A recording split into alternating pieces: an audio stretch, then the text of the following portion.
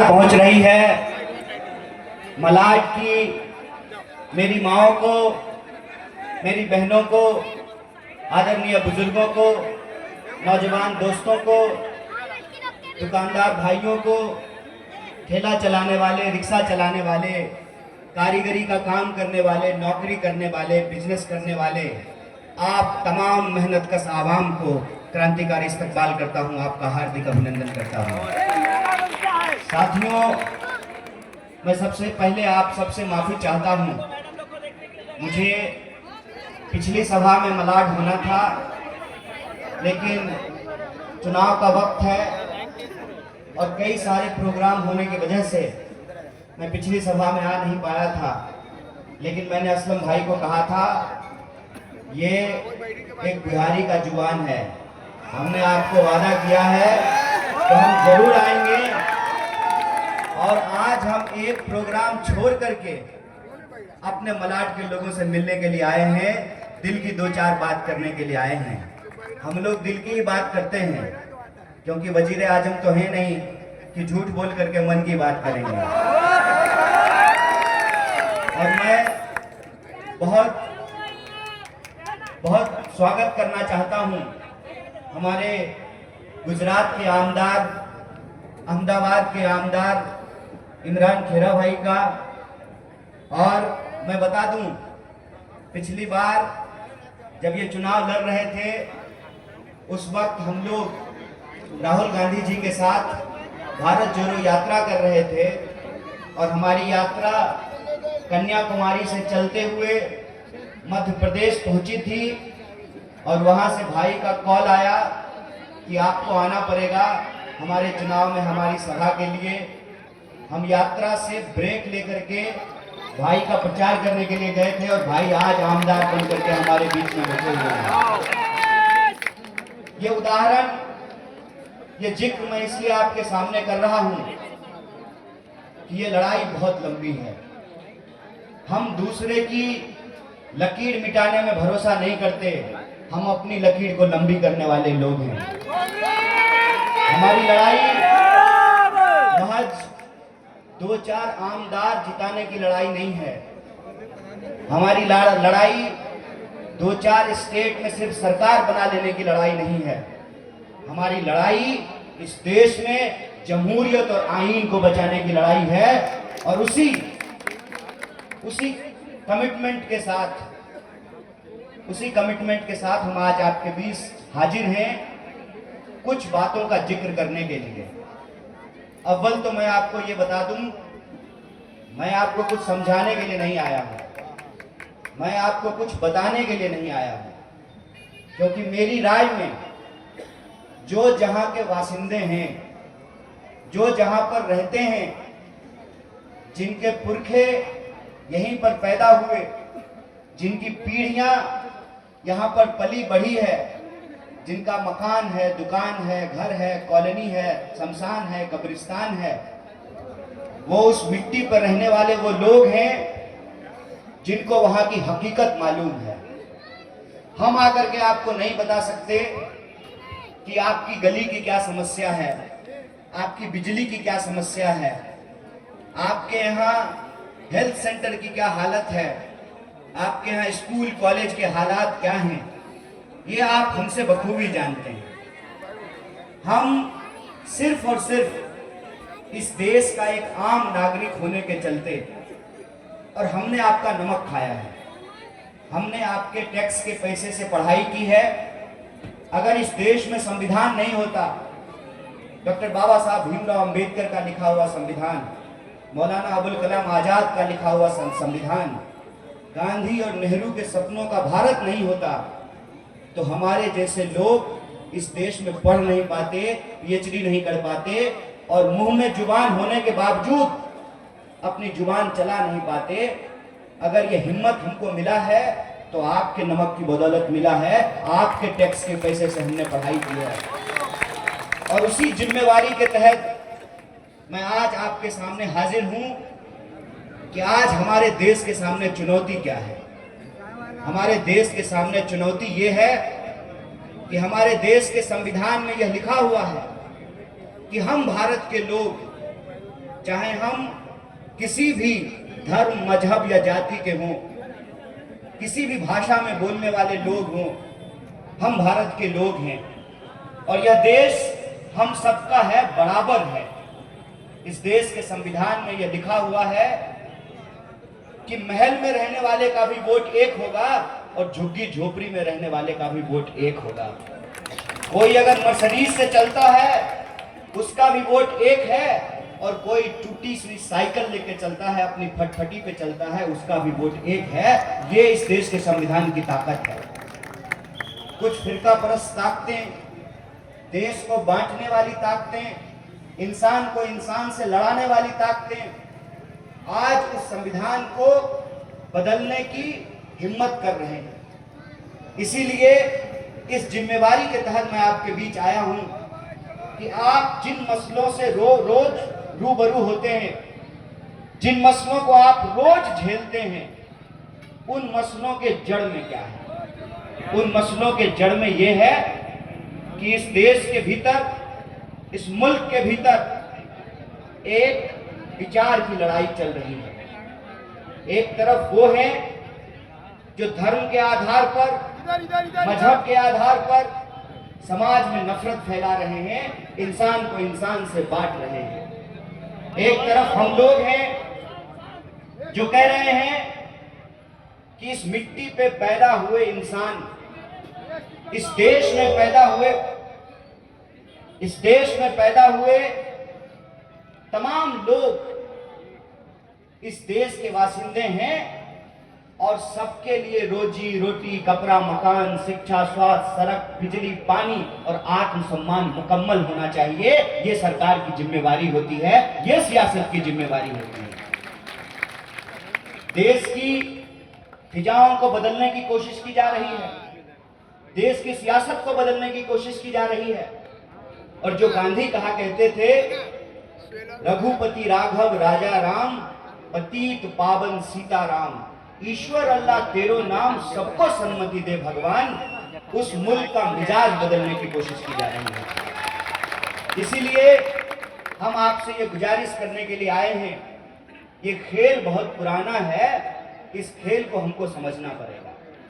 हमको समझना पड़ेगा कि इस देश में राम प्रसाद बिस्मिल और अशफाकुल्लाह खान मिलकर के यह गाते थे, सरफरोशी की तमन्ना अब हमारे दिल में है, देखना है जोर कितना बाजुए कातिल में है।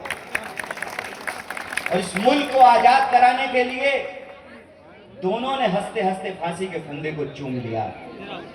आजादी मिली, देश में एक संविधान लागू हुआ और उस संविधान में यह व्यवस्था की गई कि रानी के कोख से, शहजादी के कोख से शहजादा नहीं पैदा होगा, जनता के वोट से नेता चुना जाएगा, जनता के वोट से सेवक चुना जाएगा। इसीलिए मैं कहता हूं कि विचार की लड़ाई है कि जैसे अंग्रेज हमारे देश के लोगों को आपस में लड़ाकर फूट डालो, राज करो, उसी साजिश पर आज इस देश की सरकार चल रही है। इस देश की सियासत में अपने आप को सबसे ज्यादा ताकतवर समझने वाले वो मगरूर लोग, वो अहंकारी लोग जो देश की सत्ता पर काबिज हैं, आज वो उसी अहंकार में अंग्रेजों की उसी साजिश को आगे बढ़ा रहे हैं। मेरा कुछ मोटा मोटा सवाल है आप लोगों से। आप मुंबई के लोग हैं, आप मुंबईकर हैं, मुझे एक सीधा उदाहरण बताइए कि जो वर्ल्ड कप का फाइनल वानखेड़े में हुआ करता था, वो अहमदाबाद में क्यों हुआ है? सोच के बताइए। और आपको क्या लगता है कि ये धर्म का झगड़ा है? ना भैया ना, ये लूट का वो खेल है कि जादूगर क्या करता है, जादूगर आपका ध्यान भटकाएगा और हाथ की सफाई से आपको जादू दिखाएगा। बचपने में मैंने जादू देखा और मेरे मन में एक सवाल आया था, वो वाकया मैं आप लोगों से साझा करता हूं। मैं स्कूल से पढ़ करके निकल रहा था, पीठ पर किताबों का बस्ता था, स्टेशन के सामने जादू हो रहा था तो मैं जादू देखने लगा। जादूगर हाथ की सफाई से कागज को नोट बना रहा था। मोदी जी भी एक जादूगर हैं। नोट को कागज बना दिया। 500 का नोट याद है ना, 1000 का नोट याद है ना, 2000 का भी याद है, ये गुलाबी आंखें। उन्होंने नोट को कागज बना दिया। वो जादूगर अपने जादू के खेल में कागज से नोट बना रहा था। मैं देख करके एकदम आश्चर्य में पड़ गया, एकदम जो है हक्का बक्का रह गया कि ये तो कमाल की चीज है। जब भी मुझे स्कूल जाने का मन नहीं होता तो मेरी माँ मुझे समझाती थी कि बेटा स्कूल जाओ, स्कूल जाओगे, पढ़ोगे, लिखोगे, शिक्षा लोगे, तालीम लोगे, अच्छी नौकरी मिलेगी, अच्छी सैलरी मिलेगा, अच्छा घर होगा, अच्छे घर में शादी होंगे, अच्छे बच्चे होंगे। तो पढ़ने का ये मोटिवेशन था। मेरे मन में आया पढ़ने लिखने की क्या जरूरत है, इस जादूगर के साथ हो लेते हैं। इतना कागज पड़ा रहता है, जब किसी चीज की जरूरत होगी कागज को नोट में बदल लेंगे। मेरे मन में ये सवाल चल ही रहा था कि जादू खत्म हो गया। जादू खत्म होने के बाद वही जादूगर जो कागज से नोट बना रहा था, वो बोल फटाफट जो है वो मांगना शुरू किया लोगों से। मैंने कहा इसको मांगने की क्या जरूरत है, ये तो कागज को नोट बनाता है, ये हमसे क्यों पैसे मांग रहा है। मांगते मांगते जब वो हमारे पास आया तो मैं अपने बस्ते से एक कॉपी निकाल करके उसको दिया, बोला कि नोट बना लीजिए। तो वो जादूगर कहता है बेटा वो खेल है, वो खेल है, कागज से नोट बनता नहीं है। हमने कहा ओ मतलब ये जादूगरी इंसान को बेवकूफ बनाने का तरीका है। और ये तरीका, हम बोले आप करते कैसे हैं। बोला कि लोग हमारे मुंह पे ध्यान देते हैं, हमारे हाथ पे ध्यान ही नहीं देते हैं। आजकल के नेता भी यही कर रहे हैं, जुबान से कुछ और बोल रहे हैं और कर कुछ और रहे हैं।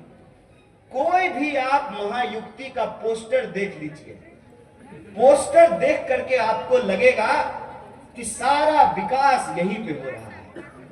हकीकत क्या है, हकीकत यह है कि अपनी कही हुई जुबान, एक भी वादा, एक भी बात को उन्होंने पूरा नहीं किया है। मैं आपसे पूछ लेता हूं, प्रधानमंत्री ने कहा था सबके खाते में 15 लाख रुपया आएगा। हाथ उठाइएगा किसके किसके खाते में आया है। अच्छा कोई नहीं, हर साल 2 करोड़ नौकरी तो मिली होगी, किसको किसको मिला है, किसी को भी नहीं मिला, ये भी नहीं मिला। महंगाई तो कम हो गई होगी। जब कांग्रेस की सरकार थी 450 का सिलेंडर मिलता था, पेट्रोल 50 रुपए लीटर था, तो अभी सिलेंडर 350 रुपए का मिल रहा होगा। महंगाई कम हो गई होगी, पेट्रोल 25 रुपए लीटर मिल रहा होगा। तो कौन सा वादा पूरा किया। और आजकल कह रहे हैं, मैं प्रचार देख रहा था, प्रचार में कह रहे हैं महाराष्ट्र के मुख्यमंत्री साहब कि महाविकास आघाड़ी की सरकार आएगी तो विकास का काम रुक जाएगा। हाय रे मासूमियत, कमाल की मासूमियत है।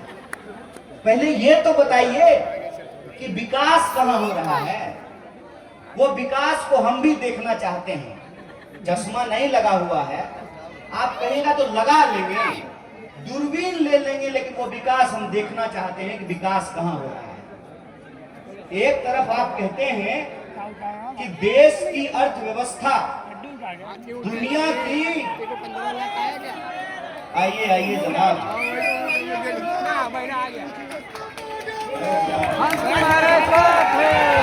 हमारे आपके लाडले चहीते आमदार श्री असलम शेख जी इस मंच पर उपस्थित है। जनता के जनप्रतिनिधि कार्य सम्राट श्री असलम जी आपके सामने। एक तरफ कह रहे हैं कि भारत की अर्थव्यवस्था दुनिया की तीसरी सबसे बड़ी अर्थव्यवस्था बन गई है, हमने ब्रिटेन को पीछे छोड़ दिया है। तो मेरे मन में एक मासूम सा सवाल है कि अगर दुनिया की अर्थव्यवस्था की तीसरी अर्थव्यवस्था भारत की अर्थव्यवस्था बनी है, तो वो 80 करोड़ लोग कौन हैं जो 5 किलो अनाज लेने के लिए लाइनों में लगे हुए हैं? इस सवाल का जवाब हमको दे दीजिए। शिंदे साहब कह रहे हैं कि जो लाडली बहन योजना चालू हुआ है वो बंद हो जाएगा। नहीं शिंदे जी, एमबीए की सरकार बनेगी तो जो लाडली बहन योजना में आप 1500 रुपया दे रहे हैं, हम महालक्ष्मी योजना में हर महिलाओं के खाते में 3000 रुपया पहुंचाएंगे। 3000। और ये हम पहुंचाएंगे कैसे? ये हम पहुंचाएंगे वैसे कि जिस व्यापारी के साथ बैठ करके आपने महाराष्ट्र को लूटने का प्लान बनाया है, अव्वल तो महाराष्ट्र को लूटने नहीं देंगे, और सरकार बनी और उसकी नजर अगर महाराष्ट्र के संसाधन पर है, अगर उसकी नजर मुंबई पर है, तो उसको पकड़ करके जेल में डालेंगे। यहाँ की संपत्ति पे पहला हक यहाँ के लोगों का है। और यह जो बात मैं बोल रहा हूं, इस बात में हम तमाम लोगों को ये समझने की जरूरत है कि जब हमारी बातों पर, हमारी गारंटी पर महाराष्ट्र के हर इलाके में, मैं तमाम इलाकों से घूमते हुए आपके बीच आया हूं, चाहे वो उत्तर महाराष्ट्र का इलाका हो, चाहे वो कोंकण का इलाका हो, चाहे मराठवाड़ा का इलाका हो, चाहे विदर्भ का इलाका हो, हर इलाके में लोग महाराष्ट्र में परिवर्तन के लिए तैयार हैं। और यह जो जनता की परिवर्तन की आहट है, उससे घबराकर इन्होंने भड़काऊ भाषण देना शुरू किया है। इनको जब ये समझ में आया कि महाराष्ट्र के लोगों ने गद्दारों से बदला लेने का मन बना लिया है, तो उनको भड़काने के लिए जज्बाती बातें की जा रही है, भड़काऊ भाषण दिया जा रहा है। अभी डिप्टी सीएम साहब ने कहा कि धर्म बचाना है। हम बोले कोई दिक्कत नहीं है, सब लोग मिलकर के धर्म बचाएंगे। मैं तो यही सवाल सबसे पूछता हूं कि अगर धर्म बचाना है तो धर्म सिर्फ गरीब गुरबा बचाएगा, कारीगर बचाएगा, दुकानदार बचाएगा, नौकरी करने वाला बचाएगा, छोटा मोटा उद्योग काम धंधा करने वाला बचाएगा, कि नेता का बेटा बेटी भी धर्म बचाएगा? अगर धर्म बचाना जरूरी है तो सबको बचाना चाहिए ना। ऐसा तो नहीं होगा कि हम लोग धर्म बचाएंगे और आपका बेटा बेटी लंदन में पढ़ेगा और वहां कहेगा हाय हाउ आर यू। ये तो नहीं होगा ना। सब लोग मिल करके धर्म बचाएंगे। यही बात हमने डिप्टी सीएम से पूछा कि धर्म बचाने की इस लड़ाई में आपके परिवार के लोग भी आएंगे कि रील बनाएंगे? तो बुरा मान गए। हमने कहा इसमें बुरा मानने वाली कौन सी बात है? रील बनाना कोई खराब बात तो नहीं है। बस आप ये बता दीजिए कि धर्म की याद आपको सिर्फ चुनाव के वक्त आता है या तब भी आता है जब यहाँ के संसाधन लूटे जाते हैं? तब भी आपको याद आता है? जब लोगों का रोजी रोटी छीना जाता है तब भी याद आता है? मैं कहता हूं ये बड़ा खतरनाक दौर है। हमने इस दौर के अंदाज निराले देखे, फैसला कत्ल का कातिल के हवाले देखे। जिन्होंने महाराष्ट्र के साथ गद्दारी की, महाराष्ट्र की चुनी हुई सरकार को सूटकेस में बंद काली दौलत की बदौलत चुनी हुई सरकार को पलटा गया और आधी रात को सरकार चोरी की गई। मैं कहता हूं क्या ये महाराष्ट्र के लोगों के साथ गद्दारी है कि नहीं है? कितना कंफ्यूजन पैदा किया है आप देख लीजिए, कितना कंफ्यूजन पैदा किया है। और ये सारा खेल किस लिए किया गया है? आधी रात को सुबह सुबह यह खेल इसलिए किया गया ताकि मुंबई को लूट सके, धारावी को लूट सके, मलाड को लूट सके, सायन कोलीबारा को लूट सके, नवी मुंबई को लूट सके, ठाणे को लूट सके, पुणे को लूट सके, नासिक को लूट सके, नागपुर को लूट सके। और लूट करके अपनी तिजोरी भर लें और महाराष्ट्र के जो गरीब किसान हैं, मजदूर हैं, कारीगर हैं, दुकानदार हैं, उनका धंधा उनसे छीन लें। मुझे आप बताइए कि ये कौन सी नीति है कि किसान जब अपना अनाज बेचने के लिए जाता है तो उसका सामान सस्ता बिकता है, और वही किसान जब सामान खरीदने के लिए जाता है तो उसको हर चीज महंगी मिलती है। हर चीज महंगा हुआ, 450 का सिलेंडर 1100 का मिल रहा है, 50 का पेट्रोल 100 का मिल रहा है। बिजली बिल तो ऐसे है कि मीटर देख करके आपका ब्लड प्रेशर हाई हो जाएगा। नाली के गैस से चाय बने नहीं बने, लेकिन बिजली का मीटर देख करके आपको ब्लड प्रेशर का बीमारी जरूर हो जाएगा। इतनी महंगी बिजली, महंगा कपड़ा, महंगा इलाज, महंगी पढ़ाई, हर चीज महंगी हो गई। और किसानों की हालत क्या है? किसान को ना सोयाबीन का दाम मिल रहा, ना धान का दाम मिल रहा, ना कपास का दाम मिल रहा, मजदूरों की मजदूरी नहीं बढ़ रही, जो लोग सरकारी नौकरी कर रहे हैं उनको पेंशन नहीं मिल रहा, सरकारी पोस्ट खाली पड़े हुए हैं, सारे विकास का काम जो है वो खुदा पड़ा हुआ है। और आप अखबार उठा करके देख लीजिए कि पिछले 2 साल में कितना उद्योग, धंधा, बिजनेस महाराष्ट्र से निकल करके कहीं और चला गया। आप खुद याद कीजिए ना कि बानखेड़े में कितना क्रिकेट का मैच हुआ करता था, और जो लोग परिवारवाद पे भाषण देते थे, हमारे ऊपर परिवारवाद का आरोप लगाते थे, उनसे पूछना चाहिए ना कि नेता का भाई चुनाव लड़ता है तो ये परिवारवाद है कि नहीं है, जरा ये बता दीजिए। आप करें तो ये अच्छी बात है, कोई और करे तो ये गलत बात है। दरअसल ये दो मुही नीति है, ये कथनी और करनी में फर्क है। प्रचार के दम पर इनको लगता है कि ये लोगों को गुमराह कर देंगे, तो मैं उनको कहना चाहता हूं, हम इस मिट्टी के वासी हैं, इस मिट्टी में हमने तमाम उतार चढ़ाव देखे हैं। हमारे पुरखे, हम उनके वंशज हैं जो अंग्रेजों से नहीं घबराए, उनकी तोपों से नहीं डरे, फांसी के फंदे से जिनको डर नहीं लगा, आप उनके बाल बच्चों को डरा नहीं सकते हैं, इस बात को याद रखिएगा। और असलम भाई, हम जेल से आए हैं, इतनी भी बुरी जगह जेल नहीं है। मैं कहता हूं कि हम शांति चाहते हैं, हम अमन चाहते हैं, हम इंसान के बीच में इंसान की बराबरी चाहते हैं। हम नहीं चाहते हैं कि इस धरती पर रहने वाले किसी भी इंसान के साथ कोई अन्याय हो, हम न्याय चाहते हैं।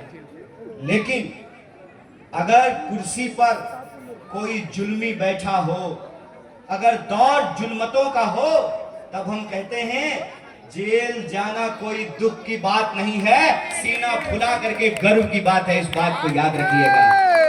सच बोलने के चलते जिन नौजवानों को जेल में डाला गया, सच बोलने के चलते जिनके ऊपर झूठे मुकदमे किए गए, सच बोलने के चलते जिन पत्रकारों की हत्या की गई, सच बोलने के चलते जिन लेखकों को जेल में डाला गया, मैं कहता हूं वो लोकतंत्र के सिपाही हैं, वो इस देश की आजादी को महफूज रखने के लिए संघर्ष कर रहे हैं। हमारा आपका यह काम है कि लोकतंत्र में लोकतंत्र को बचाना भी नागरिकों का धर्म है, और हमको हर हाल में लोकतंत्र को बचाना पड़ेगा। और आप सब समझदार लोग हैं, आपने इनके 400 पार के नारे के गुब्बारे की ऐसी हवा निकाली है कि इनको अभी तक होश नहीं आया है। कहते थे अब की बार 400 पार, 2-2 टांग पे यह सरकार चल रही है भाई। एक टांग बिहार से मांग के लाए हैं और दूसरा टांग आंध्र प्रदेश से लेकर के आए हैं। जो 400 का पार का नारा देते थे और कहते थे कि संविधान बदल देंगे, संविधान की कॉपियां जलाया करते थे, उनको महाराष्ट्र ने जगह दिखाई है। और मैं कहता हूं यह फिर से मौका है, ऐ मुंबई के वासियों, अपने हक हुक के लिए, अपने रोजी रोजगार के लिए, अपने बच्चों के भविष्य के लिए, इस देश की जमहूरियत और संविधान को बचाने के लिए जो काम अधूरा है, जो काम आपने एमपी के चुनाव में अधूरा पूरा किया है, एमएलए के चुनाव में उसको मुकम्मल अंजाम तक पहुंचाइए। यही निवेदन मैं आपसे करने के लिए आया हूं। वो अपने पीढ़ियों के बारे में सोच रहे हैं, हमको भी अपनी पीढ़ियों के बारे में सोचने की जरूरत है। कहते हैं धर्म बचाइए। बचाएंगे सर, क्यों नहीं बचाएंगे? आपका बेटा बेटी भी हमारे साथ आकर के धर्म बचाए। ये बात मैंने भाजपा के एक दोस्त को कहा, तो भाजपा का मेरा दोस्त बोला, पर योगी जी मोदी जी को बेटा बेटी नहीं है। तो हम बोले भतीजा तो है, जैसा कोई भेज दे हमारे साथ धर्म बचाने के लिए। वो आईपीएल में बैठ करके टीम बनाएगा और हम लोग ड्रीम 11 पर टीम बनाएंगे। कितना होशियार है देख लीजिए। यह खेल हम लोगों को समझना पड़ेगा और ये सीधी बात है, सीधी बात है, डायरेक्ट। और मैं आपको बता दूं, मुझे आता नहीं ना मोहतरम को मोहतरम कहना, किसी को ज्यादा किसी को कम कहना। सीधी बात करने की आदत है, जुबान मेरा साफ है, हमने किसी का घूस नहीं खाया है, इसलिए जुबान लड़खड़ाता नहीं है। मैं तो कहता हूं कि भाजपा अब पॉलिटिकल पार्टी नहीं है, हाजमे की गोली है, कायम चूरन है। कुछ भी खा करके हाजमोला खा लीजिए, खाना पच जाता है ना। उसी तरह से कितना भी भ्रष्टाचार करके घुसखोरी करके भाजपा में चले जाइए, आप बिल्कुल पाक पवित्र हो जाएंगे। जिस एनसीपी को भ्रष्टाचारी कहा करते थे, आज अजीत पवार साहब को डिप्टी सीएम बना करके रखा है। मेरा एक सिंपल सवाल है कि अगर फडणवीस साहब को डिप्टी सीएम ही बनना था तो उद्धव जी ठाकरे के अंदर भी डिप्टी सीएम बन सकते थे। सरकार क्यों तोड़ी गई? सरकार इसलिए तोड़ी गई कि सरकार बनाने के लिए जो मीटिंग हुई थी, और ये मैं नहीं कह रहा हूं, ये अजीत पवार साहब ने कहा है, उस मीटिंग में गौतम अदानी बैठा हुआ था। गौतम अदानी क्या कर रहा था? जलेबी छान रहा था उस मीटिंग में बैठ करके। महाराष्ट्र में किसकी सरकार बनेगी, इसका फैसला महाराष्ट्र की आवाम करेगी, महाराष्ट्र के लोग करेंगे। आपके वोट से लोग चुने जाएंगे, आप जिसको वोट देंगे वो आमदार बनेगा। ये हमारी ताकत है ना, ये लोकतंत्र की ताकत है। वो कौन होते हैं कि दिल्ली में बैठ करके गौतम अदानी के साथ तय करें कि सरकार किसकी बनेगी? वो सरकार बनाने का नहीं, महाराष्ट्र बेचने का डीलिंग हो रहा था, इस बात को याद रखिएगा। इसीलिए यह जो 20 तारीख को आप वोट देने जाएंगे, रोजी रोटी, कपड़ा, मकान, शिक्षा, स्वास्थ्य, सड़क, बिजली, पानी के साथ साथ ये महाराष्ट्र के आत्मसम्मान की बात है। पूरा देश मुंबई की तरफ देख रहा है कि जिनकी काली नजर मुंबई के ऊपर है, उन गद्दारों को मुंबई के लोग करारा जवाब देते हैं कि नहीं देते हैं? बोलिए, करारा जवाब मिलेगा? करारा जवाब मिलेगा? तो आपके पास एक बहुत ही खूबसूरत मौका है। मौका है कि एक ऐसा नेता जिसको ईडी से नहीं डर लगता है, असलम भाई नहीं लगता है ना? आपको मैं बता दूं कि कोई ऐसा राज्य नहीं है जहां कांग्रेस के नेताओं को उन्होंने झूठे आरोप में जेल में नहीं डाला है। झारखंड जाकर के देख लीजिए, हमारे मंत्रियों को जेल में डाला। और किसको जेल में डालते हैं? जो इनके साथ समझौता कर ले उसको सरकार में शामिल करा लेते हैं, और जो इनके सामने नहीं झुके उसके पास ईडी भेजते हैं, सीडी भेजते हैं, सीबीआई भेजते हैं, इनकम टैक्स भेजते हैं। तो हमने भी ललकार करके इनको कहा है, जगह है कितनी जेल में तेरे, देख लिया है, देखेंगे।